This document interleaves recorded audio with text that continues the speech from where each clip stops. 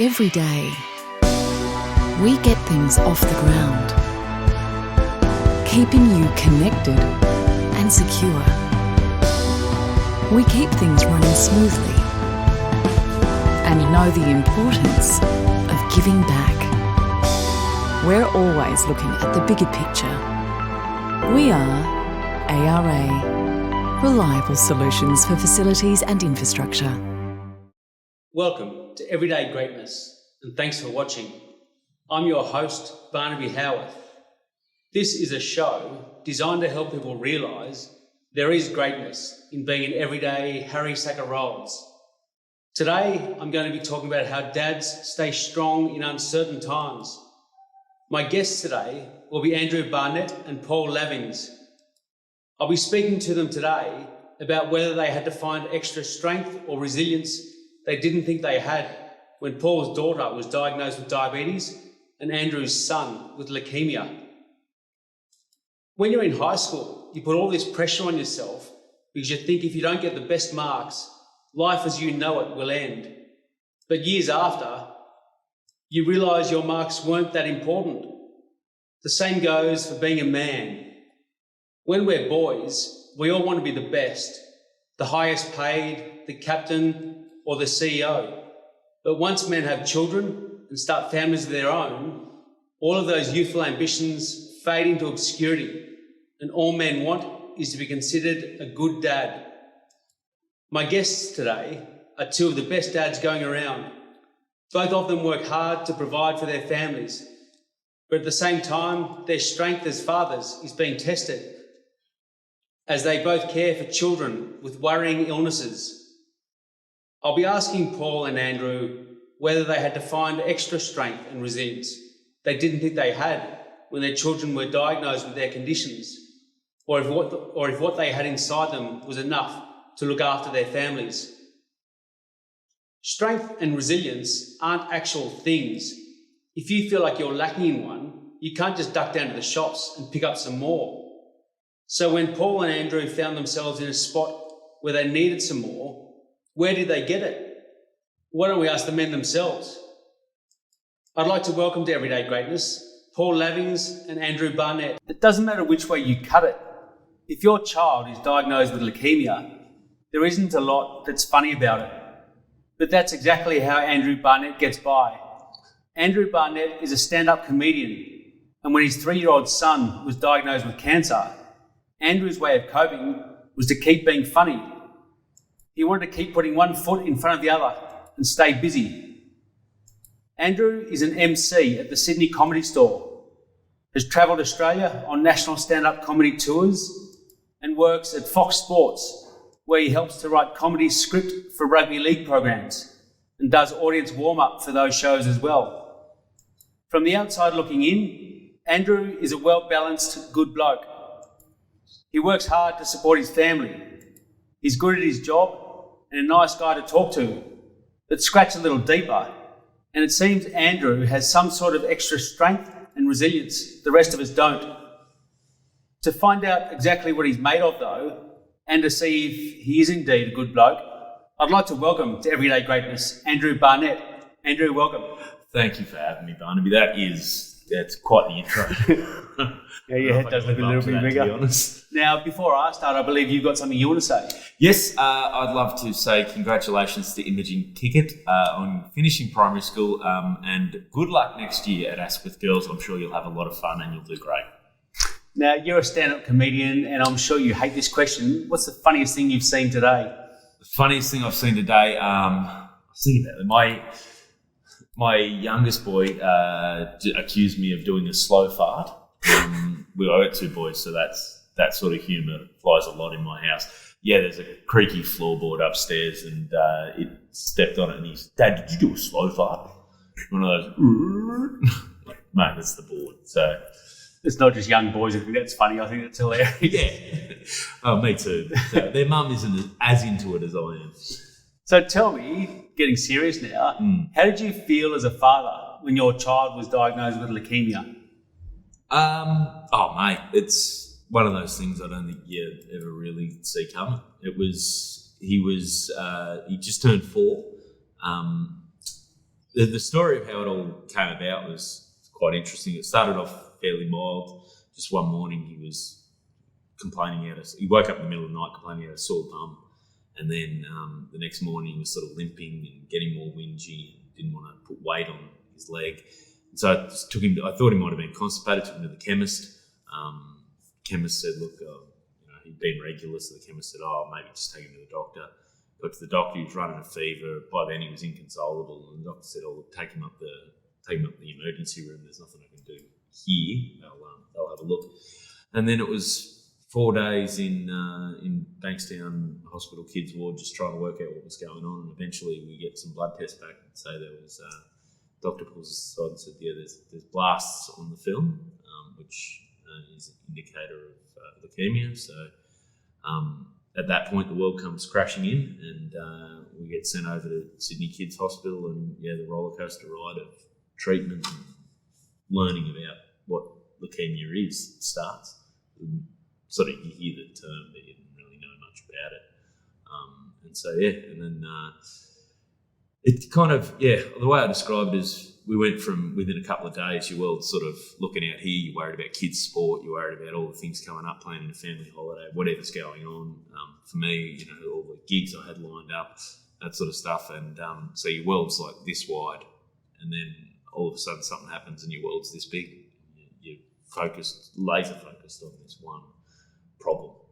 So as a man and a father, did you feel like you had to rush out and find some extra strength or resilience or superpowers that you didn't think you had? To be honest, I did. I don't know. Like I didn't even think at the time. It's sort of interesting. You go from you go so focused on the problem at hand that I wasn't thinking about what strength I needed. It was more you go into almost a survival mode in the first little bit of it, in terms of, okay, what's the next problem? What's the next step? What are we fixing? And so probably emotionally and probably in a lot of ways, you're not processing, or personally, I wasn't processing what was going on as much. I was just, okay, this is a problem that has hopefully a solution. So what do we do? What are the steps? What do we need to do? Okay, get to the kids' hospital. They'll run tests. They'll confirm this. Okay, then there's a treatment plan. Okay, what do we need to do for that? What do we put in place? There's always something to do to organise your life around this new situation. So there, it didn't, because you're so focused on the action, you're not reflecting. I wasn't reflecting as much, so it wasn't that time to sit and go, well, what strength do I need? It was just okay, well, this is the situation, and do it, sort of thing. It was interesting in the moment. It was only down the track when things, looking back on it, once the main part of the treatment was over, and once he was doing well and on a good track, that you sort of sit back and go, that was terrifying. And you sort of get a real appreciation of the situation you were in. But in the moment, it was very much for me. It was just, okay, well, there's a plan. There's these doctors that have studied many, many years that seem to know what they're doing. They've studied this. They've got a plan. And that's one of the things that's very reassuring for us is, you're in the kids' hospital. A team of doctors came in the first morning after he got diagnosed. I remember that moment. We got transferred over. We finally get up into the ward. It's about 11 o'clock at night. I'm staying at the hospital with him. He's asleep in the bed. We're in a ward in a room with 4 other beds. Pull the curtain around, and I just sat down, and I remember feeling just empty and drained, like I didn't know what had happened. And then, but the next morning, you're greeted by a team of 5 doctors who, okay, we've looked at your child, this is what we think, this is the next step, this is when we'll know this, and this, and from that, these will be our plans. And that was like, okay, these people, they're not shell-shocked, they know what they're doing, they deal with this all the time, they're obviously good at it. Time to just put some trust in their plan, and just, the hardest thing is to accept that, okay, as a dad, there's not a lot you can do in some ways to fix the problem. You've just got to trust the experts and go with what they're saying and do your best to facilitate what they need to do to get your kid right. So with your hollow moments and the terrifying moments, how have you responded and how do you get by day to day? What keeps you busy? What keeps me busy? Well, we got another kid as well, so I don't know. I try to keep busy, to enjoy the moments. Even when he was going through all his treatment, trying to enjoy the moments with him. Just simple stuff, he wants to play Lego, sit and play Lego with him, and just sort of get an appreciation for the fact that in a lot of ways it was a terrible situation, but it's a lot of intense time to spend with your 4-year-old that probably most dads don't get. So, I mean, there's a sort of silver lining there where you go, okay, well, this is a bad situation, there's a bad reason to have just so much time just with your child and just sit there. But at the same time, well, let's make the most of it and let's sit and make the most of the moments you're having together. Because, for me, in the hollow moments, we still get them where every now and then it just strikes you. Like, he's doing very well now, but, he has to have blood tests every 3 months. There are chances kids with leukemia do relapse. So that always weighs in the back of your mind. But whenever I sort of find that I'm dwelling on that a bit, I try and snap myself out of it. And, okay, well, let's go down and do something fun with the boys. Let's spend some time with them, even if that's just going in, seeing what they're doing, chatting to them about the book they're reading, chatting to them about what they're doing, trying to make the most of, instead of worrying about something that may or may not happen down the track, I try and just go, well, okay, well, let's make the most of what's happening right now. So that keeps me distracted. Yeah. So when leukemia hits a family, all the attention's on the sufferer with leukemia. Tell me a bit about your other boy. What's he all about? Yeah, Oscar is... when Ted was diagnosed, Ted had just turned 4. Oscar was 6. He was in kindergarten at school. Obviously very worried. They've always been close. They shared a room and they're still to this day real good buddies, and they hang out and they're very tight. I think early on, Oscar was obviously very worried. I don't know how you process that as a 6-year-old. And that was something I think in the initial phase that we sort of, you're all focused on the child with the illness. And then it took a bit of time when Nat, my wife, we decided that, okay, we sort of realised, okay, we need to make sure we're making sure he's doing well with including him in stuff so he knows what's going on, because the unknown is scary. But at the same time, a 6-year-old can't process the gravity of what's going on. So working out how to explain the dynamic, how things are working to him and have him process. He was incredible, the way he coped. He's known now, like you see them together and they've processed it. There are occasions where, moments where through not understanding as a young kid why his brother was getting all the, so much more attention, that I think that sort of, he not lashed out, but he felt a little wanting, and we had to be really conscious of that, because you don't want both of them to be victims of this horrible disease in different ways, where he feels underappreciated or overlooked. So it was very much a case of trying to make sure we had time with him. One of the things we did is, one of us would often, if Ted was staying in hospital, one of us would have to stay with him. So then you'd try and make some special time out of the parent that's staying at home with Oscar. You try and make that a special time. Okay, if it was me and him, all right, mate, we're having a boys' night. We'll watch a movie. We'll, try and make it fun so he feels like he's getting that one-on-one time. Back to the same thing. You're forced into this one-on-one time. So let's suck the marrow out of it. Let's get every little bit of, make the best of this situation. That, yes, it's forced us into a situation we didn't want to be in, but where we're not all together as a family. But you know what? If you're going to be, two of you separated from the other two, well then really use that time to focus on the person you're with and spend that time with them and really, make the most of it, which I think we did. And, even it went to a point where we were in a habit later on where, we decided to often Nat'd take, we'd do these things where we'd have I'd take one of the boys to a movie that he wanted to see, and Nat'd take the other boy to a different movie, or we'd do different things, where she'd take one of them out, they'd go to dinner and go do something fun that they want to do, and I'd take the other one, we'd go do something fun that we wanted, and we'd meet up at the end, and then we'd switch which kid we were spending time with, just so each child felt like they got some one-on-one time with mum and dad. You know what I mean? So it was really when I look at it, it actually taught us a lot. This being forced into these situations where we were separated as a family, in ways made us realise the importance of, okay, this is a situation you're in, make the most of it. So if it's just you and one of your kids, enjoy that time, make it quality time. It doesn't matter whether it's because you've been separated because of a hospital visit, or whether you just stuck in traffic. You can make the most of that time and have a conversation and pick your kid's brain and just do the little things.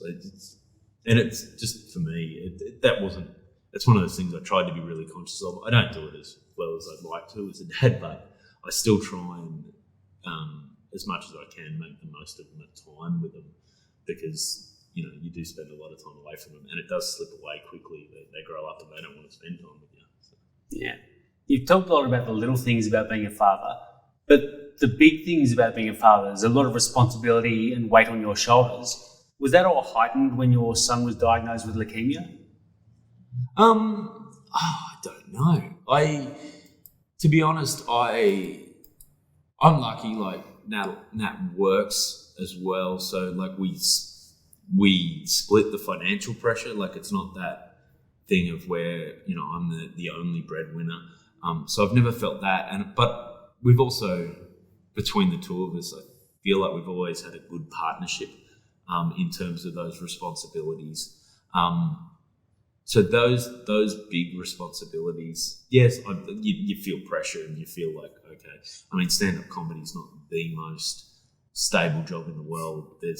But there's also, for me, the realisation it's one of these jobs where there's where work ethic to output, that ratio is very closely linked. So it is a hard job. It is a job that they always talk about the percentages of people making it are very low, but you can make a living if you want to really hustle and you want to work hard.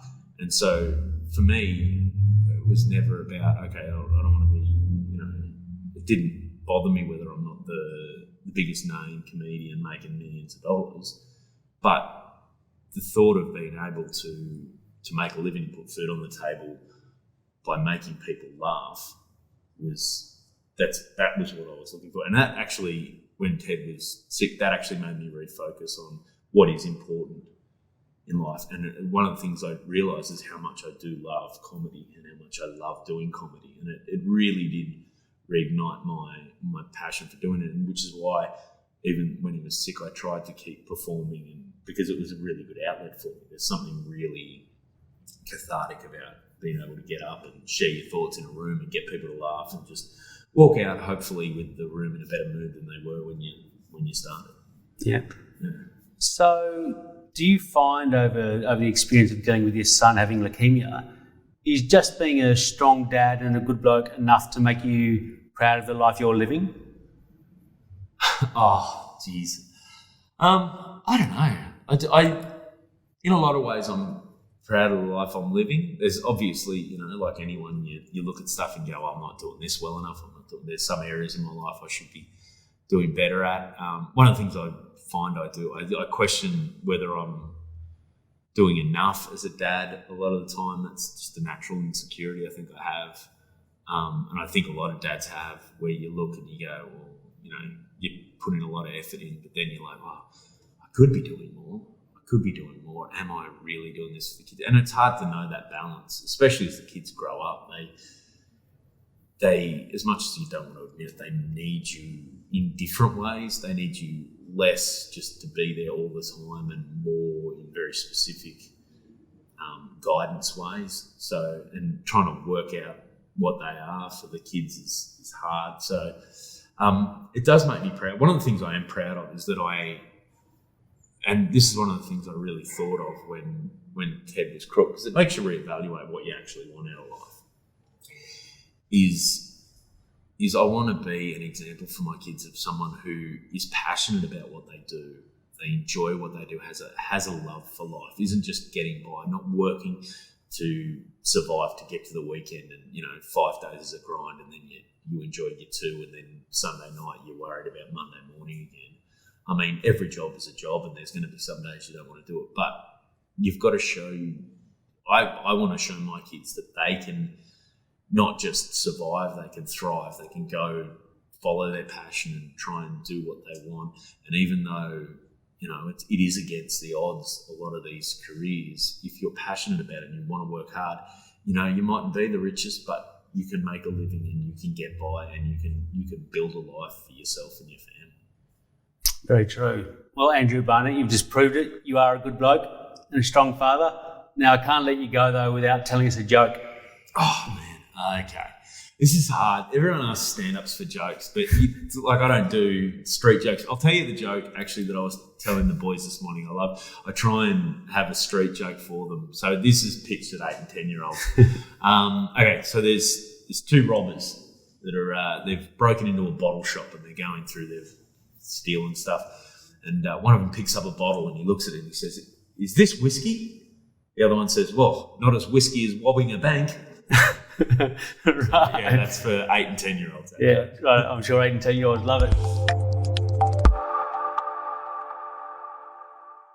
When you see a person flourishing, the assumption is that they must have something extra that the rest of us don't to have gotten to their position of success. But can a person flourish simply by being solid over a long period of time? Or does success require something special? The world is obsessed with responding to catastrophic events and developing strategies to overcome problems. And it seems people who are content with just being a good person and who aren't ruthlessly driving towards greatness have nothing to offer when it comes to giving advice on how to flourish.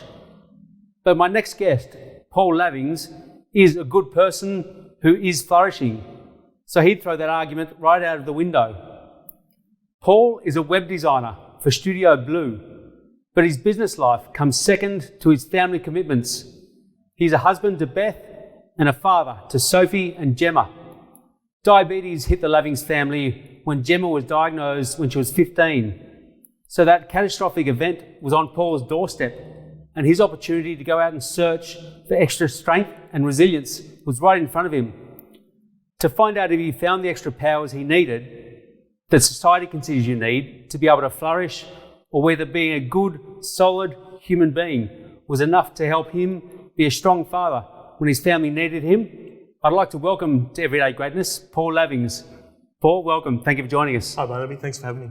Before I start, I believe you have something you want to say. Yeah, I'd like to congratulate the class of 2019 at Mount Cola Public School on finishing primary school, and good luck with high school next year. I'm sure you'll do really well. Congratulations, girls and boys. I'm going to be talking about your eldest daughter, Gemma, for most of this interview. So let's start by talking about Sophie. How did she go in her HSC exams? Yeah, she did well. So just to clarify, Sophie's the eldest daughter and Gemma is my second daughter. But Sophie did her HSC last year and she did really, really well. She was a really conscientious student and she worked hard and she enjoyed school, which made all the difference, and she managed to get into exactly the degree that she wanted to get into. Even before the HSC trial exams had started, she'd secured a place in her dream degree, so it took a huge amount of the pressure off us as a family, and the HSC became a different experience for us than what it would have been without that early offer. So it was a fantastic outcome. I'm really, really proud of her. Sorry, girls, sorry to mix up your ages, if you care. So tell me, how would you describe your two daughters?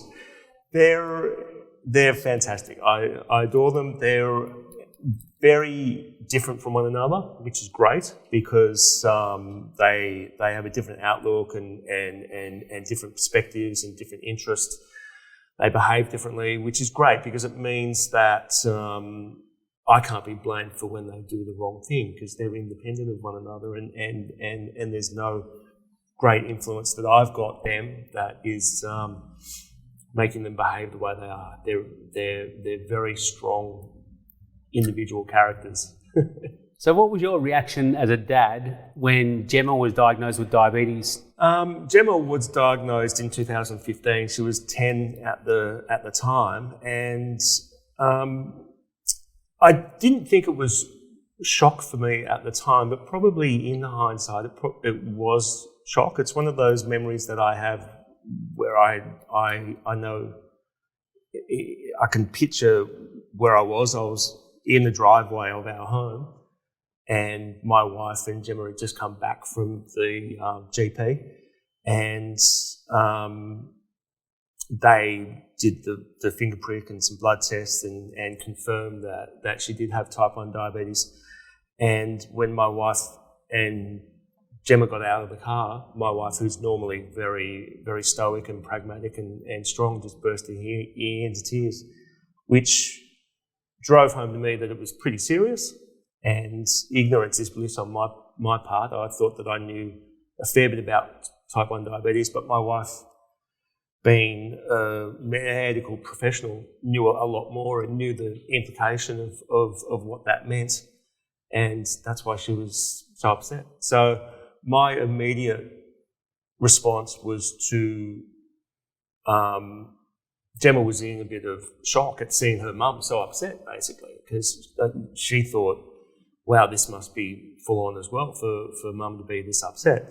And so my immediate response was just to go in and make sure that it didn't seem like that big a deal, that, it was going to be okay and that we could cope and that, it's not that big a drama, we can do this.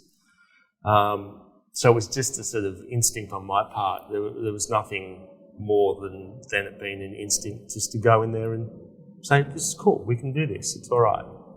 So did your day-to-day family operations change a lot when diabetes came into your family? Yeah, they did. They did significantly. Everything needs to change. It's one of those diseases, I suppose, for want of a better word, that everything in your life, everything when it's a child, your whole family's life is changed forever, fundamentally. That meant for me that my career path, I was aiming it down a certain direction, and I had to reevaluate those plans. My wife's career was just taking off, and that required a huge commitment from her, and that was our decision as a family that she continued to focus in on that career, and that's what she wanted, and we wanted together. So it meant that I had to kind of reevaluate my plans a bit, and it wasn't a terrible thing. I basically was working at home the majority of the time, and I was planning on moving out of that self-employed sphere back into doing a long commute, and it's basically saved me from doing a long commute. Now I'm still working from home, and I've sort of wound it down a bit so that I can have the kids and our family and being the support mechanism in our family as my focus, which in many ways is a really lucky, fortunate position for me to be in and for us to be in as a family. Sometimes things just work out for you. Yeah, and I think that whether there's such a thing as fate or a a higher force or whatever philosophy you want to think of, things happen for a reason and pan out for a good reason. So have you found, since diabetes has been a part of your family, your choices on family holidays have been restricted? Well, no, not really. I hope not. Gemma comes to me. She early on in her diagnosis, she met a type 1 diabetic who was quite a adventurous person who had managed to go to base camp of Mount Everest and climb Mount Kilimanjaro. And Gemma was like, "Yeah, I want to do that. You know, I'm gonna be doing that." And she'd come to me and she'd say, "I know Mummy's not going to do it, so you have to come to base camp of Mount Everest with me." So she still has big plans to do these things that I suppose we'll have to do them fairly soon, because I don't know that I'll be fit enough to keep up with her if I get much older. But the biggest impact that we've had with travelling, I think, is we don't really see a limitation on where we can go or what we can do. We just have to be really organised, and you have to accept certain things. We always get to an airport 3 hours before the flight, or a long time before you need to be there, just because there are certain hurdles that we need to factor into getting through security, as you would full know, and going through having all the gear. You've got needles and medicines and vials of insulin and all sorts of apparatus that up until quite recently, lots of security areas in airports have not been too familiar with. So it's one of the most difficult moments for us when we saw our 10-year-old daughter getting patted down and in tears at an airport security because she couldn't go through a metal detector, and it's small things like that do bother you. But things have changed a lot since then. We've changed. We know to be prepared for that. Gemma's really mature about that and just knows the process and we know what we have to go through. We've worked out as a family what our strengths and weaknesses are, and we work as a good team and a good unit to make sure that our lives aren't compromised, particularly going through airport security. So as a father, do you feel like you have found something extra, some extra strength or resilience you didn't know you had since dealing with a daughter with diabetes? I don't think that I've looked in myself to sort of determine whether or not I've got extra strength or resilience. It's just you do what you have to do. However, I am always saying to the girls that, we're talking about strength and resilience with them. And it's not even just about diabetes, it's just about coping as a teenage girl. And resilience and the normal parenting sort of stuff that you have happening. I think that it's really important that we have made sure to talk about the opportunities that having diabetes has given us. It sounds a bit weird, but things like being able to count carbs. We'll get a plate of food, we'll go out to a restaurant or to a friend's place for dinner, and it's a great party trick for Gemma to be able to determine the amount of carbs on everyone's plate. And it's a great skill, it's a really important thing to be aware of as a type 1 diabetic, but it's also a good skill to have just as a healthy human being. Gemma is a really fit and active human being, regardless of her diabetes, and having that extra ability to know what's good for you in terms of what you consume and what's not, and how it reacts in your body. Whether you're playing sport or whether you're just studying for exams, and how your body functions and the roles that each organ plays within your body, and how your body works as a cohesive unit is a really amazing amount of knowledge and information for a teenage girl to actually have. So she'd make a great dietitian or personal trainer down the track. So have you found, as a father looking after a child with diabetes, do you think just being a good person has been enough, trying to be a good person has been enough, or do you wish you had something extra? I wish I had a cure for type 1 diabetes, and not just diabetes. You know, there are so many problems that so many families go through that just, you know, it's not fair, and life's not fair, and you just accept that. And it's not even really about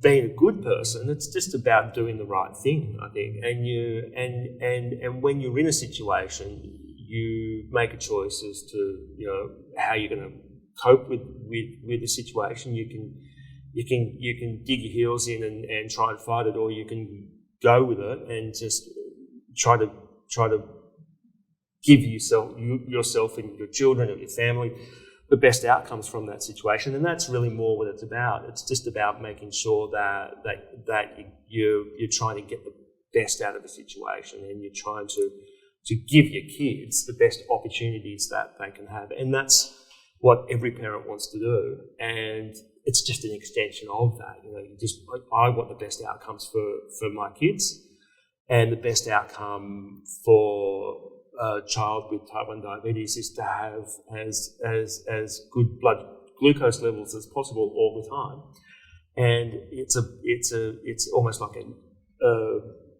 a game that you have to play to keep that blood glucose path on track and within that healthy range. Well, Paul Lavings, it's been a pleasure having you on Everyday Greatness. Sophie and Gemma, you've got a very good dad and you're very lucky girls. Beth, you've got a lovely husband who looks after the family, so you're doing really well. Paul, thank you for joining us. Thanks, mate. Andrew Barnett, Paul Lavings, thank you so much for joining me on Everyday Greatness. Thanks to the ARA Group for sponsoring this show. Thanks to Look Studio Australia for filming the show. And thank you for watching Season 2 of Everyday Greatness. If you have any comments or suggestions, or you just want to check out a bit more about what this show's all about, go to our website, www.everydaygreatness.com.au, or send me an email, barnaby.howarth@everydaygreatness.com.au. I hope you enjoyed today's show, and I hope you can join us for Season 3. But if not, I hope you just lift your head up, push your shoulders back, and walk down the street proud of being an everyday Joe Bag of Donuts.